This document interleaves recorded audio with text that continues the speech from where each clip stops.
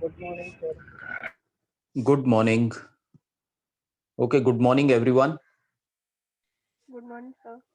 Good morning. So, we will start with our session.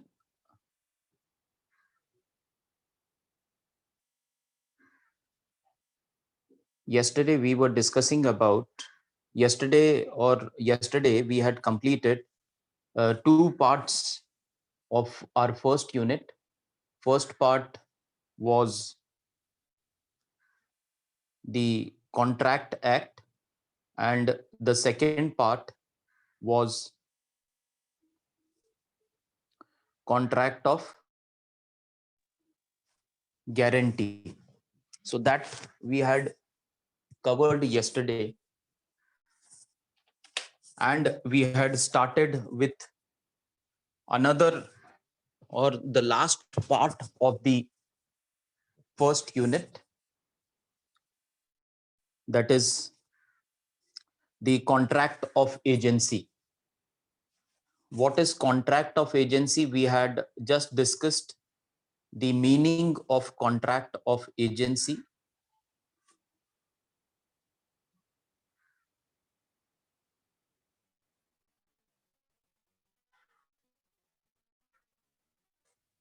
Yes, anyone who can explain me what is contract of agency? Yesterday we had discussed that.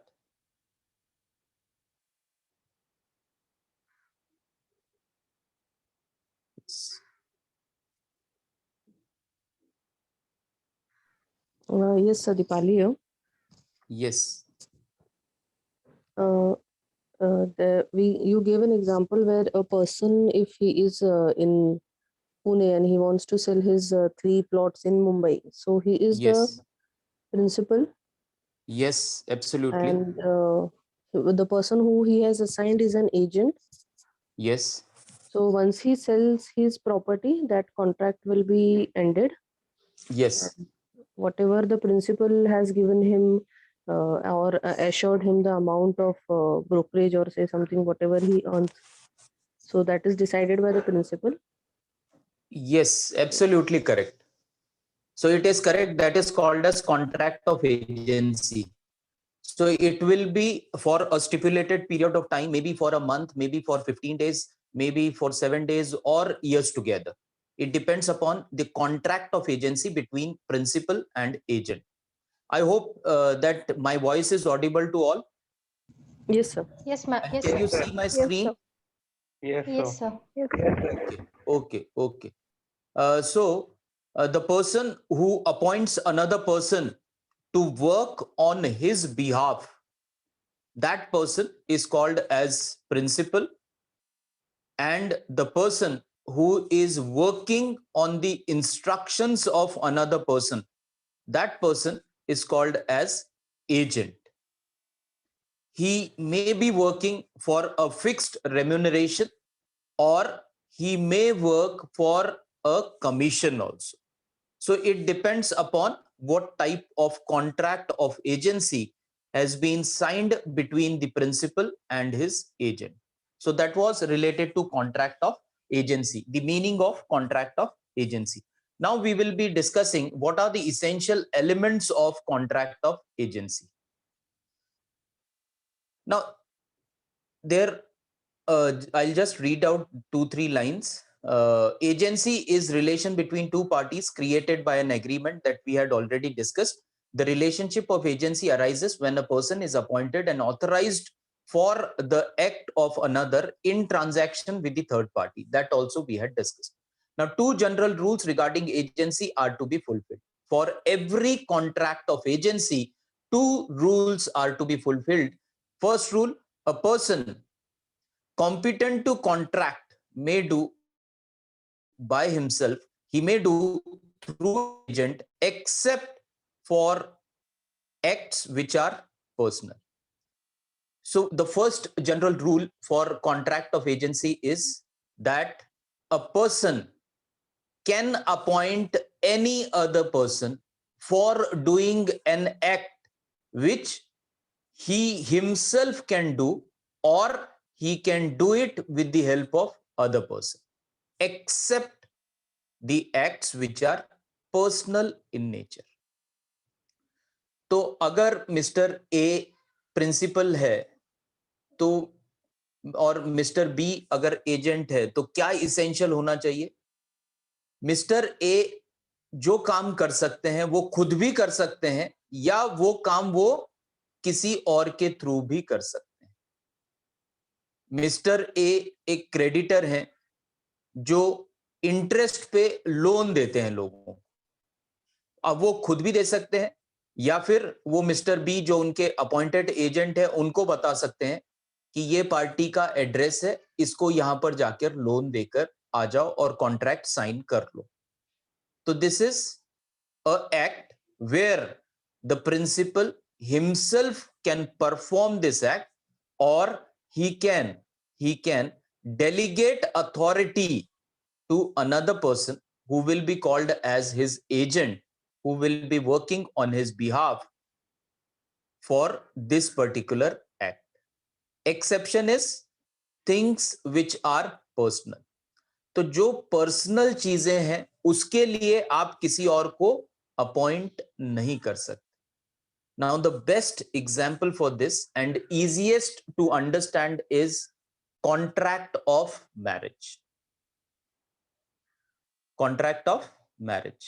Now the contract of marriage cannot be converted in contract of agency. Suppose जो principal है वो बहुत ज्यादा busy है, उसे कोई बहुत important contract मिलने वाला है, टेंडर मिलने वाला है, ऑर्डर मिलने वाला है, इसलिए उसे बिल्कुल टाइम नहीं है और कल उसकी शादी है, उसके पास बिल्कुल टाइम नहीं है. तो वो क्या करता है, वो अपना जो एजेंट है उसे बोलता है कि you go to the particular place and you perform all the functions, all the rituals which are there to be performed in marriage on my behalf. तो ये क्या बोल रहा है प्रिंसिपल, मुझे टाइम नहीं है, आप एक काम कीजिए, एजेंट को बोल रहा है कि आप एक काम कीजिए, आप मेरे बिहाफ पर शादी कर लीजिए और ऐसा माना जाएगा कि शादी मेरी ही हुई है. तो ये क्या है, this act is considered as personal in nature. तो जो भी एक्ट पर्सनल होंगे वहां पर agent can not be appointed by the principal and there can not be a contract of agency. Rest all the things, for rest all the things the principal can appoint his agent to act on his behalf, and if the agent signs the contract on behalf of his principal, automatically the principal has binding for performance of contract of agency. जैसे कल हमने देखा कि B ए मुंबई पूना में है और B Mumbai में है. A is principal who wants to sell his plots. He appoints his agent Mr. B in Mumbai to sell those plots. Now as principal is unable to go to Mumbai to sign the contract of sale of plot with the third party, he gives the authority to his agent that you can sign the sale of plot, the contract for sale of plot on my behalf with the third party. तो principal को इस case में क्या है, मुंबई जाके जो contract है वो साइन करने की जरूरत नहीं है, क्योंकि क्या किया इसने, प्रिंसिपल ने अथॉरिटी लेटर किसके नाम पर ट्रांसफर कर दिया है इस केस में, एजेंट के नाम पर, कि agent can enter in the contract on behalf of principal. So ये act will be called as a valid contract of agency. But when it comes to contract of marriage, as it is considered as act which is personal in nature, there cannot be a contract of agency. So that is first thing. Second rule is he who does through another does by himself. जैसे अभी हमने example लिया कि क्या माना जाएगा sale of जो contract of sale of plots होगा वो क्या माना जाएगा कि as if principal himself has signed those contract because he has authorized another person to sign in his name or sign on his behalf. So that is why the second rule is he who does through another does by himself. Court में अगर कुछ भी case होता है पैसे से लेकर या टाइटल से रिलेटेड, कोई क्लियर टाइटल नहीं है उस प्लॉट का, थर्ड पार्टी अगर वो कोई केस करना चाहती है तो वो थर्ड पार्टी किसके ऊपर केस करेगी? They will not take the agent into the court of law. They will not fight against the agent in the court of law, but they will file a suit, the third party who has purchased the plots and who has come to know that there are problems in the title of that particular plot, then they can file a suit against the principal but not against the agent, because agent is working on the instructions of another person who is called as principal, right? So that is why the second rule is applied. He who does through another does by himself. So these are the two essential elements of contract of agency. If these two essential elements are present in the contract, then we can say that it can be called as contract of agency. Now, next one is essential elements of agency. First essential element of an agency is agreement between principal and agent. A person who is of the age of majority can become a principal. So पहला condition क्या है? पहला essential element agency के लिए क्या होना चाहिए? पहला इसेंशियल एलिमेंट होना चाहिए कि there has to be a agreement between the principal and the agent.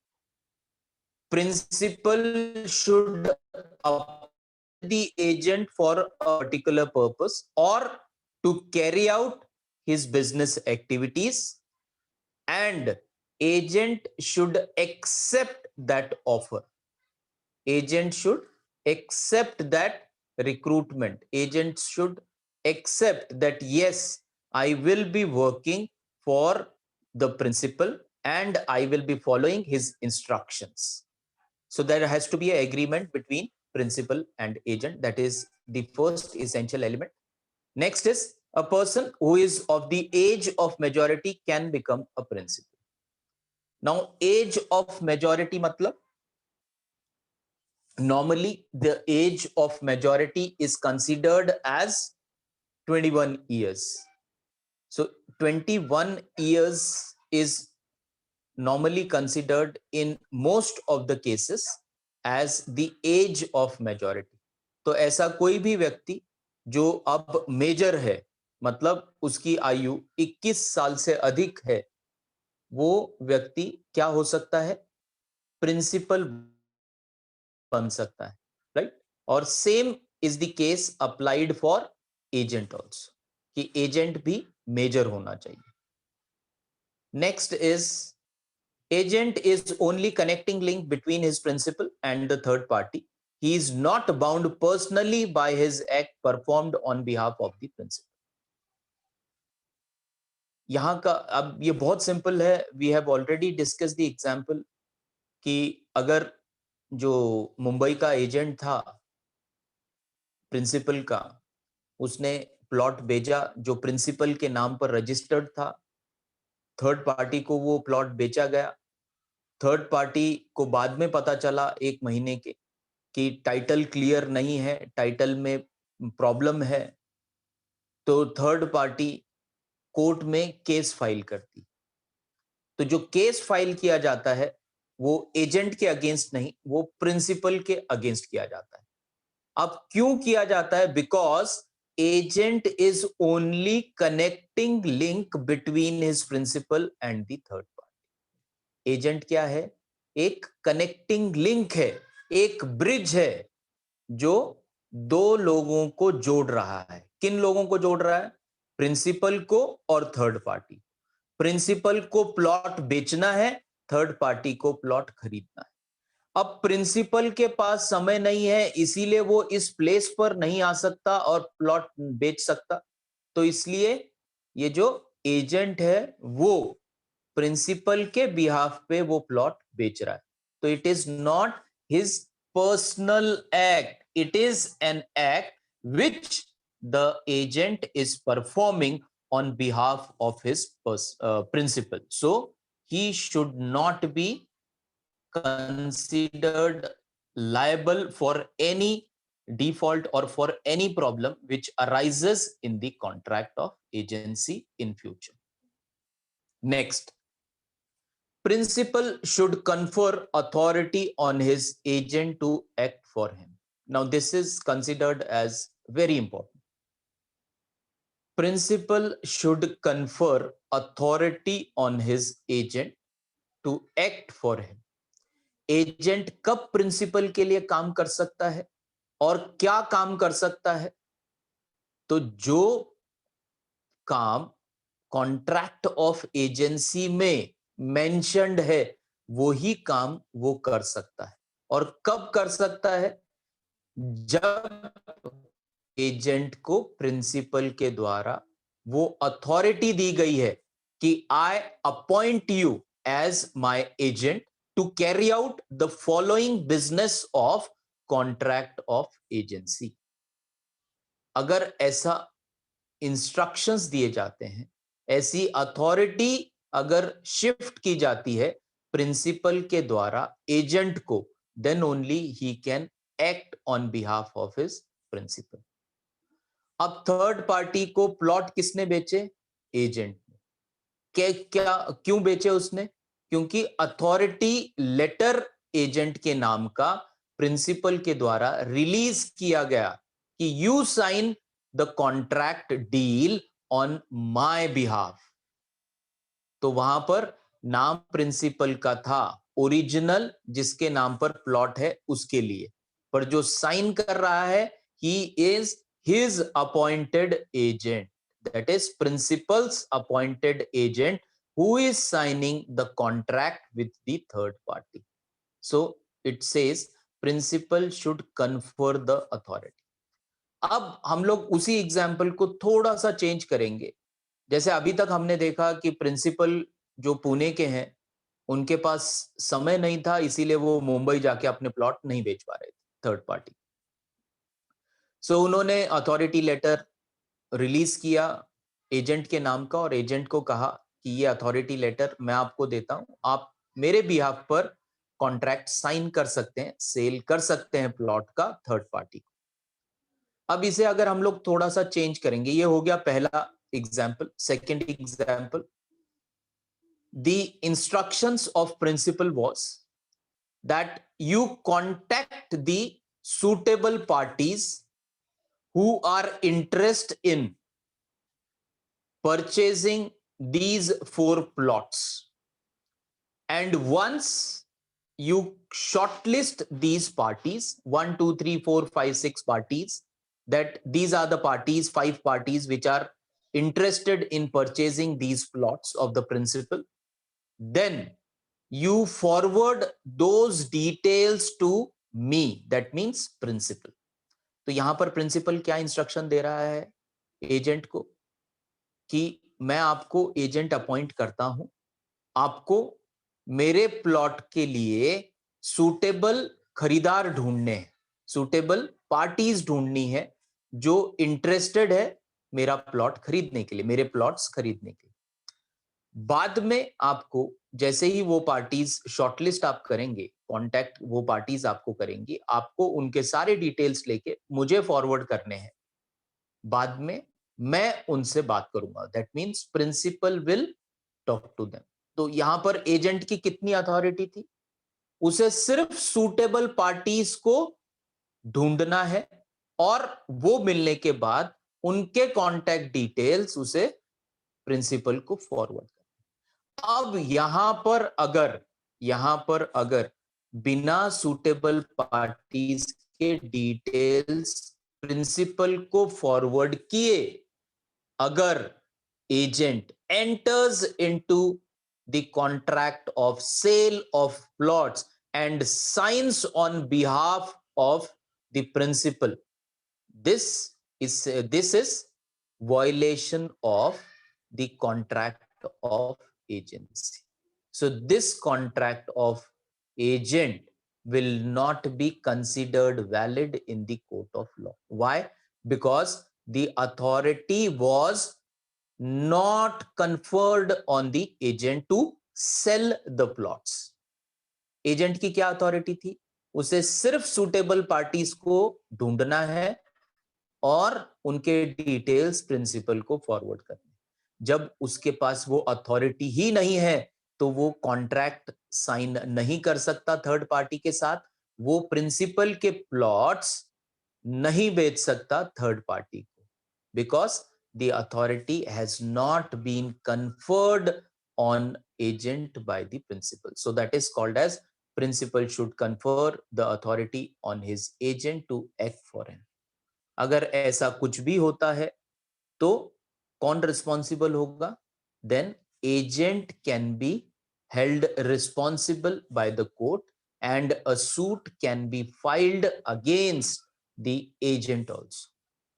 पहले केस में जहां अथॉरिटी लेटर एजेंट को दिया गया, वहां कुछ भी प्रॉब्लम होता है तो एजेंट इज नॉट रिस्पॉन्सिबल.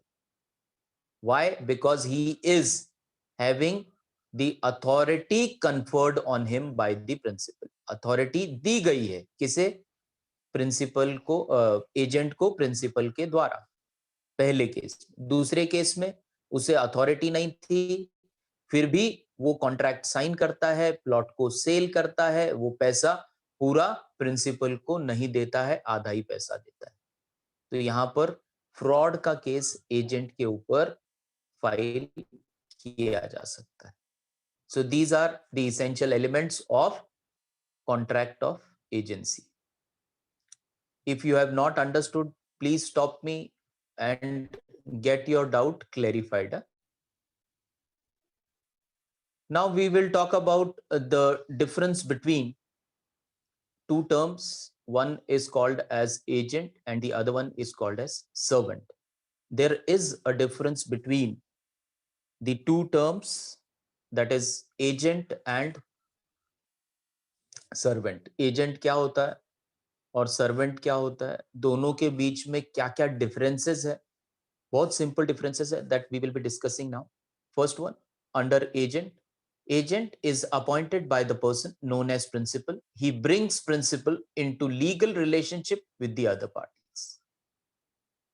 तो जैसा कि हमने पहला एग्जाम्पल देखा था कि he is appointed by a person. Agent is a person who is appointed by the principal to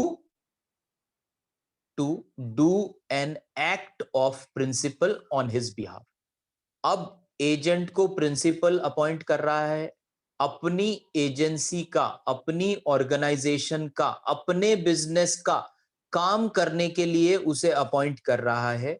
तो क्या रिस्पॉन्सिबिलिटी है उसकी? तो automatically principal is legally bound with the agreements which are signed by the agent on his behalf, on the behalf of the principal, or he is legally bound for all the legal acts of the agent. यहां पर legal acts are very important. ठीक है, legal acts होने चाहिए सब.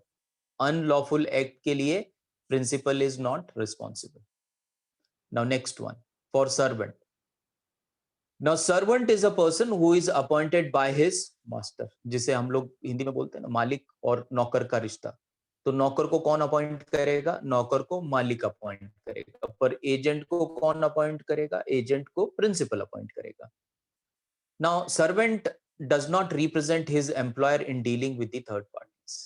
Normally नौकर को domestic कामों के लिए अपॉइंट किया जाता है, घर के कामों के लिए अपॉइंट किया जाता है, और उसके पास ये अथॉरिटी नहीं रहती कि वो थर्ड पार्टी के साथ कोई एग्रीमेंट अपने मास्टर के बिहाफ पर साइन कर सके. राइट?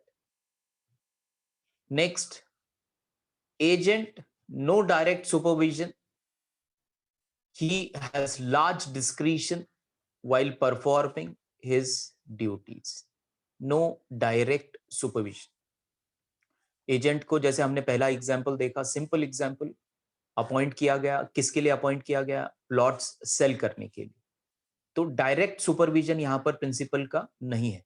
उसे अपॉइंट किया गया, उसका कमीशन फिक्स किया गया कि 7 दिन में, 10 दिन में, 15 दिन में आप अगर ये 4 प्लॉट्स इतने रुपए में बेच देते हैं तो मैं आपको इतना कमीशन दूंगा। That is assured by the principal, guaranteed by the principal to his agent.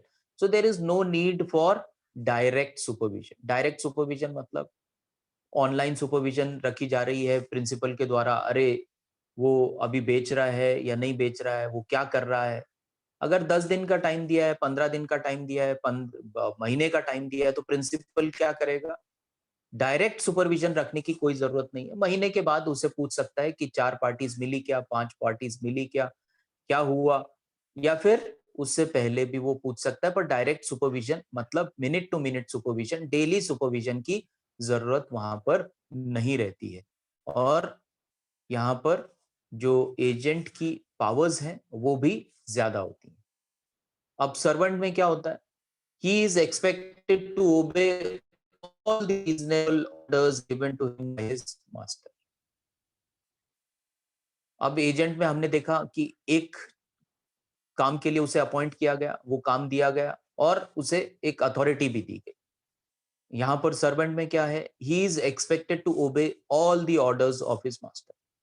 All the orders of his master मतलब जैसे अगर घर काम के लिए अगर किसी नौकर को मालिक ने रखा है, तो वो अगर उसे बोलता है जाओ बाजार से जाके सब्जी लेकर आओ, तो he has to obey.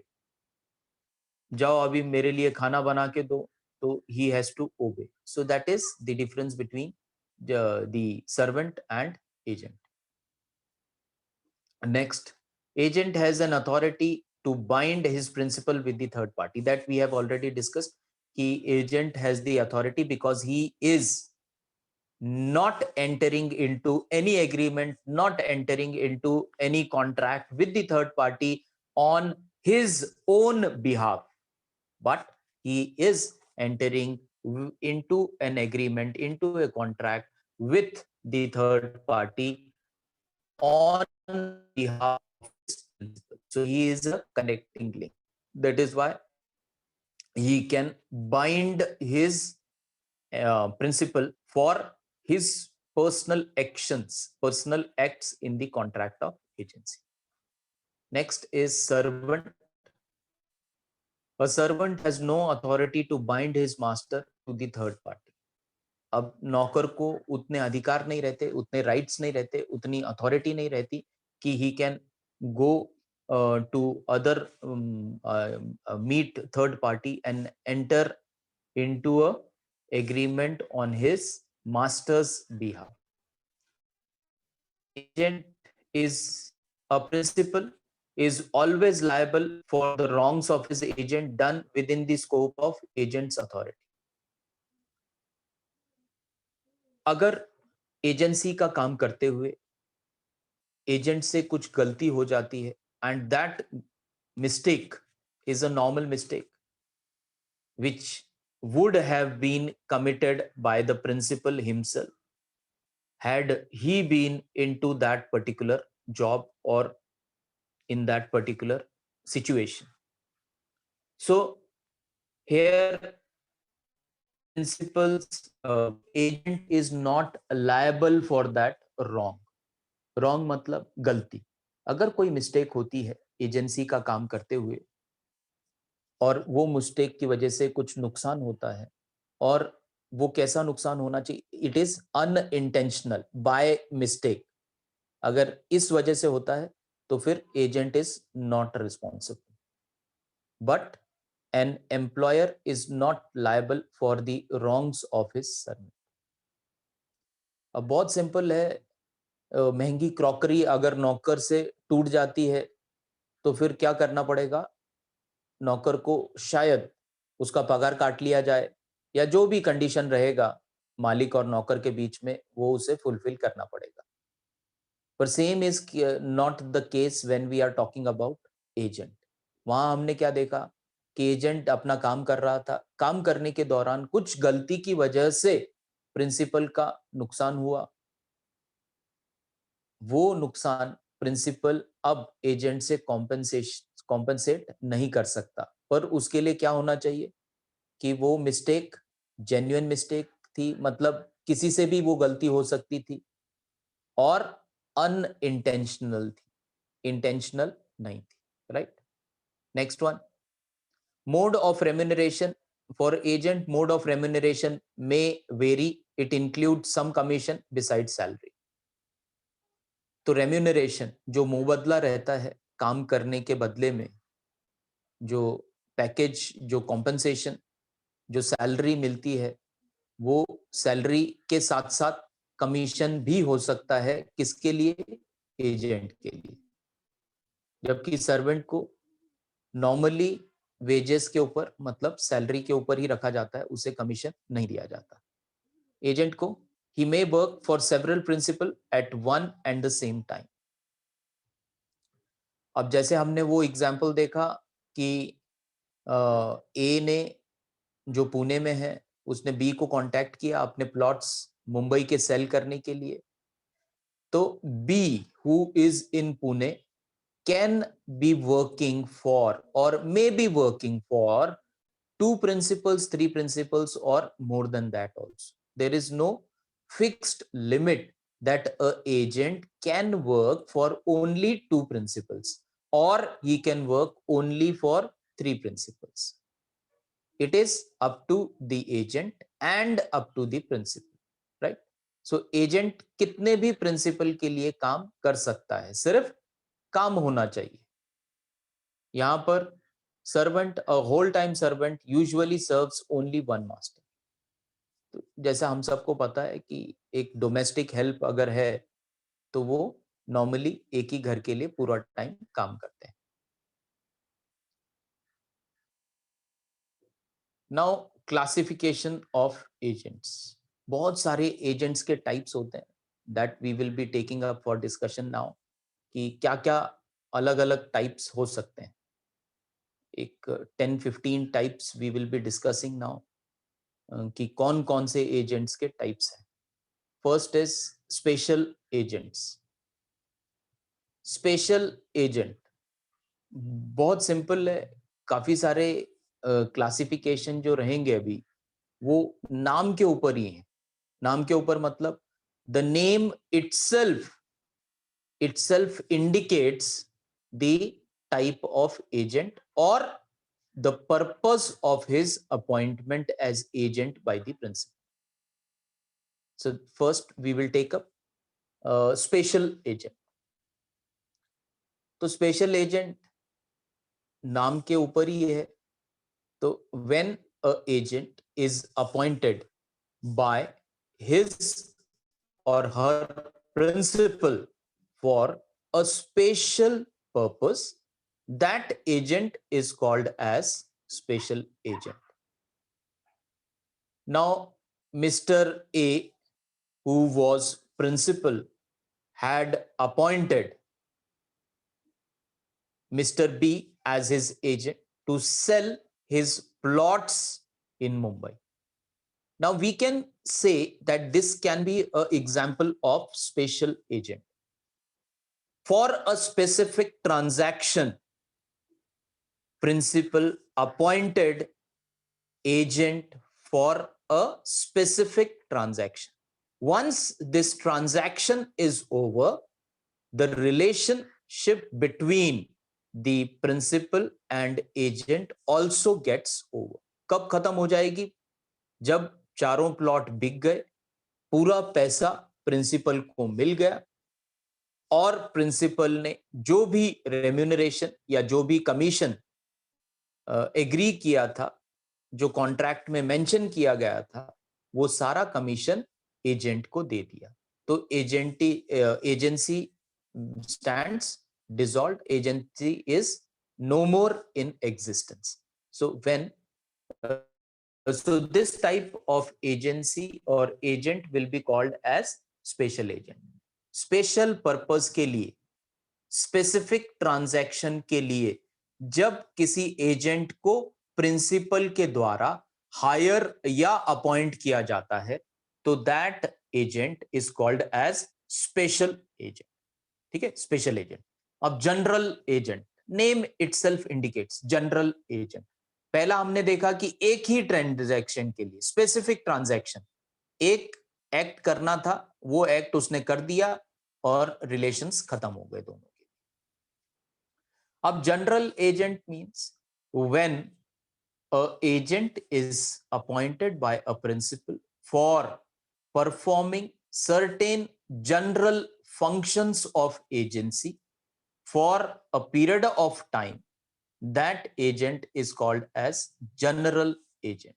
general agent, तो जनरल एजेंट मतलब कि जब वो एक स्पेसिफिक ट्रांजैक्शन के लिए नहीं अपॉइंट किया गया है, उसे अपॉइंट किया गया है कि बहुत सारे काम होंगे, आपको ये भी करना पड़ेगा, आपको ये भी करना पड़ेगा, आपको ये भी करना पड़ेगा। मतलब आपको थर्ड पार्टी को मिलना है, फिर आपको उसको साथ कॉन्ट्रैक्ट करना है, फिर आपको प्रिंसिपल के बिहाफ पे कॉन्ट्रैक्ट साइन करना है, वो खत्म होने के बाद आपको दूसरी पार्टी को मिलना है, उसके साथ सेम प्रोसेस करना है।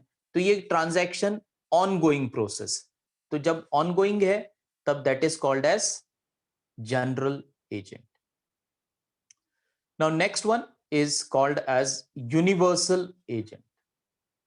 अब यूनिवर्सल एजेंट, पहला हमने देखा special agent. Special agent is specific transaction, ठीक है, एक स्पेशल पर्पस के लिए उसे अपॉइंट किया गया। किसके लिए? प्लॉट सेल करने थे, प्लॉट खत्म, सेल हो गए, वो कॉन्ट्रैक्ट खत्म हो गया, स्पेशल एजेंट। जनरल एजेंट मतलब अब हम लोग यहां पर अज्यूम करेंगे कि प्रिंसिपल का रियल एस्टेट का ही काम है और उसे ऐसा एजेंट चाहिए जो बार बार सुटेबल पार्टीज ढूंढे उसके प्लॉट्स के लिए, वो प्लॉट खरीदे और ये एजेंट जो है प्रिंसिपल के बिहाफ पे कॉन्ट्रैक्ट साइन करता रहे।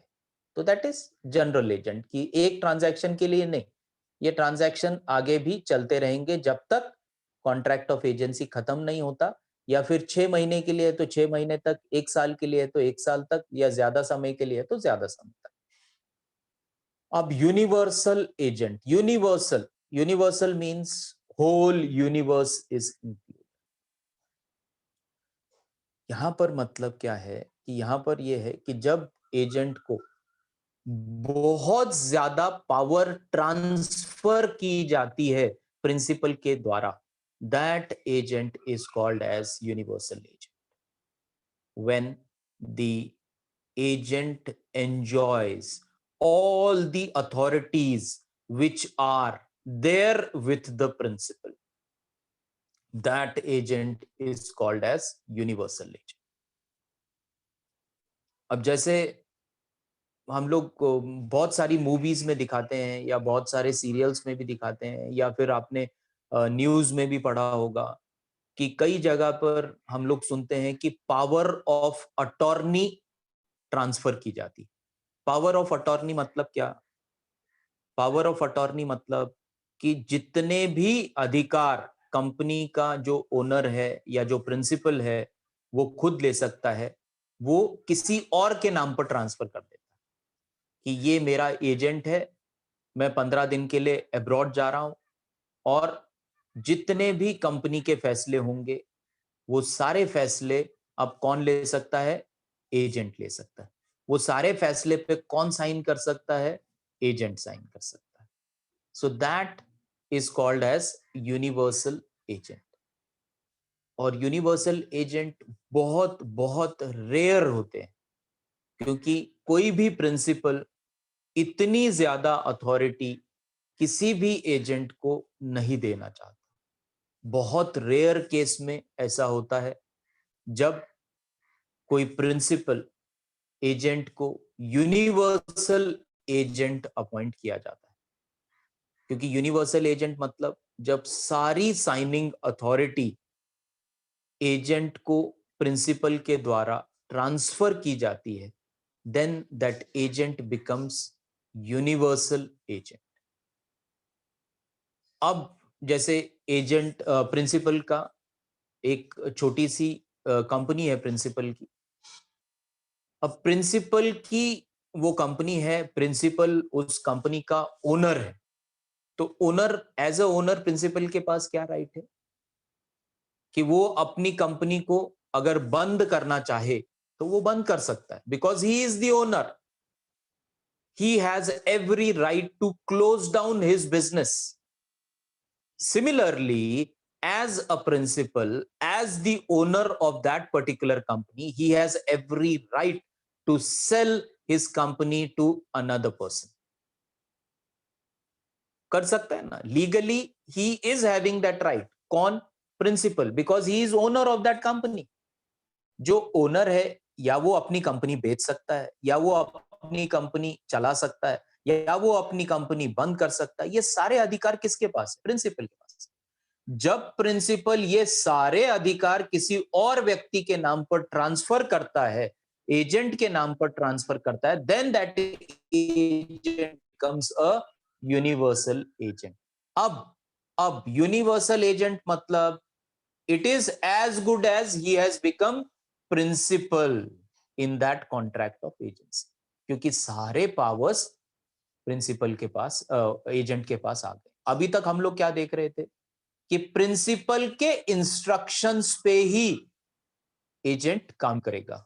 जो कॉन्ट्रैक्ट में टर्म एंड कंडीशन लिखे गए हैं एजेंसी के, उसके अनुसार ही एजेंट काम करेगा। अब यूनिवर्सल एजेंट का क्या है कि यूनिवर्सल एजेंट को तो सारे ही अधिकार ट्रांसफर हो गए, मतलब he has now become as good as principal. सिर्फ वहां पर नाम प्रिंसिपल नहीं है, पर राइट सारे प्रिंसिपल के आ गए हैं, तो that person is called as universal agent. जैसे एक अब मुझे नहीं पता आप लोगों में से कितने लोगों ने बाजीगर देखी है। बाजीगर मूवी शायद बहुत लोगों ने देखी होगी, तो अगर आप रिकॉल कर सके तो वहां पर भी जब एक सीन है कि शाहरुख खान की जो कंपनी रहती है उसके फादर का जो ये रहता है फ्रेंड या फिर मैनेजर रहता है, वो पावर ऑफ अटॉर्नी कैसे ट्रांसफर करते हैं और कैसे वो कंपनी सारी अपने नाम पर कर लेता है। और बाद में same thing Shahrukh Khan repeats it कि वो कैसे ये सब जो ओनर कंपनी का नया होता है उसको कैसे वो अपने फेवर में करता है और कैसे उससे पावर ऑफ अटॉर्नी अपने नाम पर करके वो कंपनी का खुद मालिक बन जाता है। Same is the case with universal agents also. Power of attorney मतलब आपने पूरे अधिकार अपने किसी और को शिफ्ट कर दिए, तो कल को वो आपकी कंपनी बेच भी सकता है, कल को वो आपकी कंपनी बंद भी कर सकता है। तो बहुत बहुत रेयर केस में ऐसा एजेंट बनाया जा सकता है। नॉर्मली ऐसा एजेंट एग्जिस्टेंस में ही नहीं रहता, right? So that is universal agent, बहुत रेयर केस में। नेक्स्ट क्लासिफिकेशन ऑफ एजेंट और type of agent is called as co agent. अब co agent, as the name says, co agent. Co agent मतलब agent के साथ एक और agent, so that is called as co agent. Agent is singular, co agent becomes plural. ठीक है, agent के साथ जब एक और एजेंट जुड़ जाता है तो that is called as co agent. Now who appoints this को agent? Here, the difference is that instead of principal appointing another person who will be helping the agent, the existing agent, here in co-agent, the agent, the original agent himself or herself appoints another agent who will be working for him. तो यहां पर को agent में क्या होता है, यहां पर प्रिंसिपल पिक्चर में नहीं है।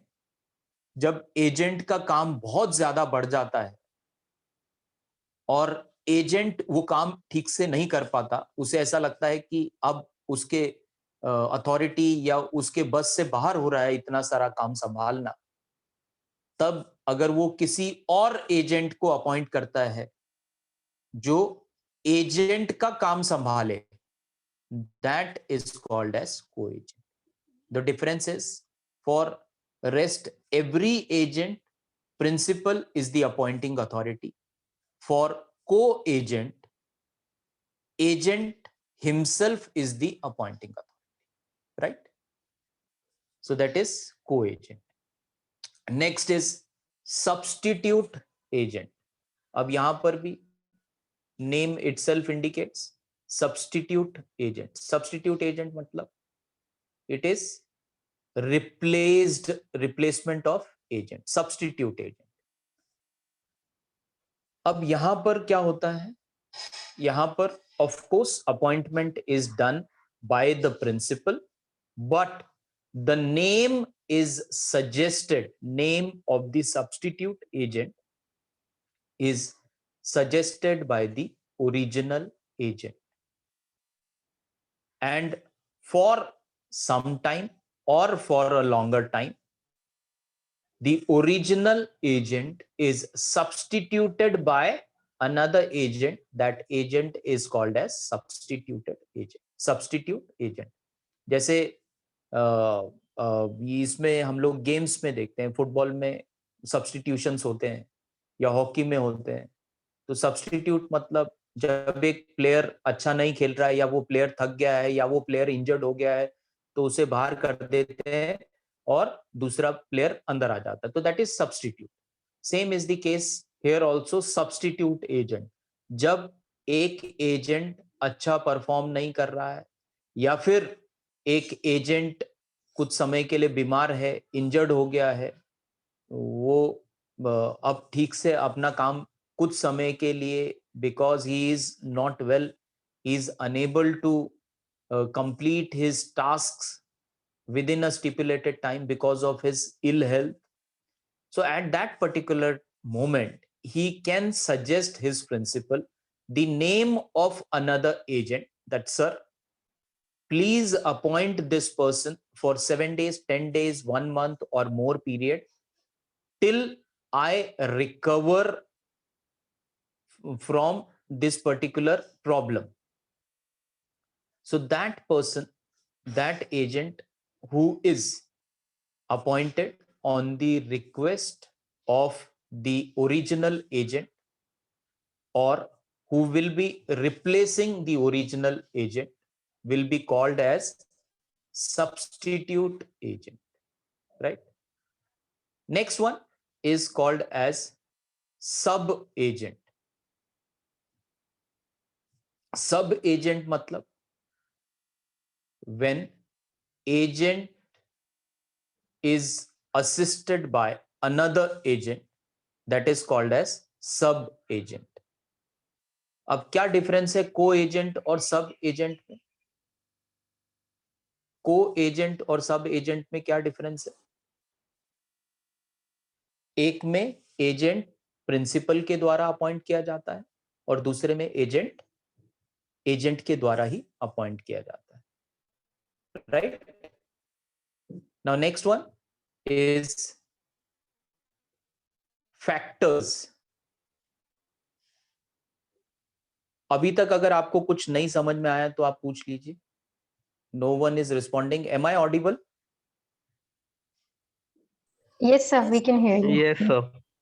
अच्छा अच्छा, हाँ, नहीं कुछ आवाज, that is the major drawback of online, that we are unable to see you or we are unable to hear from you, so it becomes confusing whether my voice is audible or not. So far if you have not understood anything. Sir, we understood this topic. Okay, very good, very good, very good. So only thing which I would like to rectify, there was a confusion regarding sub agent and co-agent. Co-agent is an agent which is appointed by the principal. ठीक है, पहले जैसे मैंने बोला कि co-agent is a person who is appointed by agent himself or herself, that is for sub agent, right? तो sorry, मेरी mistake हो गई गलती से, क्योंकि कुछ होता नहीं, फ्लो में शायद कंफ्यूजन हो गया मुझे भी. हाँ, तो को agent is appointed by the principal when the principal feels that a single agent is unable to perform the task which are allotted to him. जब टास्क जो प्रिंसिपल अलॉट करता है एजेंट को, वो टास्क ज्यादा होते हैं और प्रिंसिपल को ऐसा लगता है कि एक व्यक्ति वो सारे टास्क कंप्लीट नहीं कर पाएगा, वो सारे जॉब्स कंप्लीट नहीं कर पाएगा, तो वो एक और एजेंट अगर उसके साथ अपॉइंट करता है और दोनों एजेंट अगर वो टास्क करेंगे, वो काम करेंगे, वो ट्रांजैक्शंस करेंगे, तो that is called as co agent. Co agent is always appointed by the principal. Whereas when we are talking about sub agents, as the name itself indicates, sub agent मतलब agent के साथ वाला agent, agent के under agent. अब co agent में दोनों agent की जो अथॉरिटी है वो सेम रहेगी. सब एजेंट में जो मेन एजेंट है उसकी अथॉरिटी ज्यादा रहेगी, जो सब एजेंट है उसकी अथॉरिटी कम रहेगी. Sub agent will always be reporting to the main agent. Sub agent will not directly report to the principal, right? तो principal और sub agent का कोई यहाँ पर कांटेक्ट नहीं होगा. किनका कांटेक्ट होगा? एजेंट का और सब एजेंट का. Agent here will be called as main agent who has appointed for his say for performing his particular task. If he appoints another person, that person will be called as sub agent, and sub agent is supposed to report to his main agent, right? Now next one is factors. Okay, now it is already 9:30, so we will take up all the other things for tomorrow's lecture. So tomorrow again we will be meeting at 8:30 in the morning. So before we wind up, we will just complete two more agents. One is factors and the brokers. Factors, आप लोगों ने सुना है कभी factor नाम का agent? Factor? No, sir. Sir, Now, No, sir. factor is a type of agent which is if the students who are who have done a BBA or who have done BCom, they have definitely studied this. Factor is one of the type of mercantile agent. Mercantile agent means the agent who is into selling of goods. ठीक है, selling of goods, जो goods बेचते हैं ना, सामान बेचते हैं, वो टाइप का एजेंट रहता है फैक्टर. जिसको कौन अपॉइंट कर रहा है? यहां पर भी principal is appointing the agent. Now factors are the agent who are appointed by the principal on a larger commission, on a से उनका कमीशन थोड़ा सा ज्यादा रहता है और उनकी अथॉरिटी भी ज्यादा रहती है. प्रिंसिपल यहां पर इस जो फैक्टर टाइप का एजेंट रहता है उसे कुछ गुड्स सप्लाई करता है, कुछ गुड्स देता है कि ये सारा सामान है, ये सामान हमें बेचना है, ये गुड्स हमें बेचने हैं.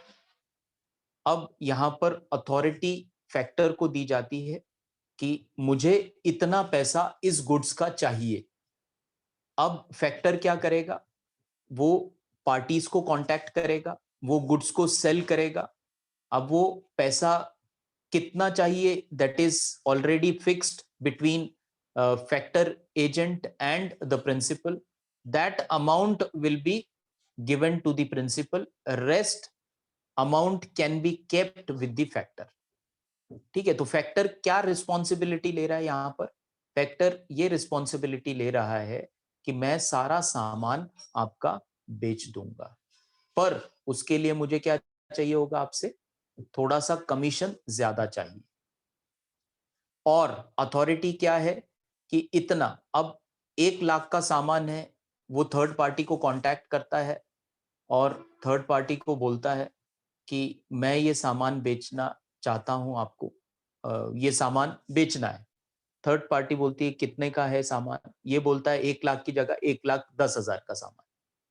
नेगोशिएशन होता है फैक्टर एजेंट में और थर्ड पार्टी में, और डील एक डन हो जाती है, क्योंकि इसको पता है 1 लाख से नीचे नहीं हम लोग बेच सकते, because he has committed to his principle that he will be selling the goods at rupees at least 1 lakh rupees.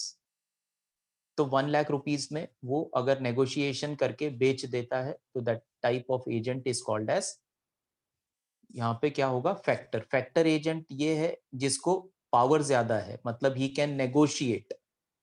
5,000 suppose 95,000 में अगर वो बेचता है ये सामान, तो यहां पर भी वो प्रिंसिपल को कांटेक्ट करके बोल सकता है कि I tried but no party is ready to purchase our goods for rupees 1 lakh, can I sell these goods for 95,000 और 90,000, and if it is okayed, if green signal is given by his principal, he can sell those goods. So that type of agent is called as factor.